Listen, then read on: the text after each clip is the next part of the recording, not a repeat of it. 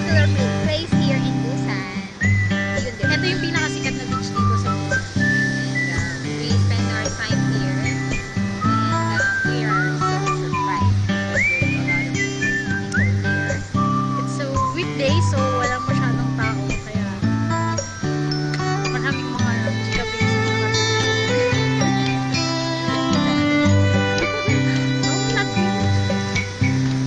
Super mapuputi yung dagat.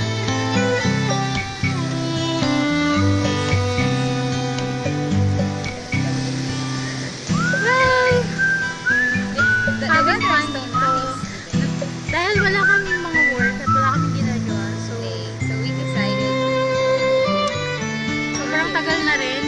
Siguro more than 1 year and a half ako bago ulit ako nakabalik dito sa beach. Kasi hindi ko na kayo and sobrang itim ko na. Nagpaitim pa ako lalo.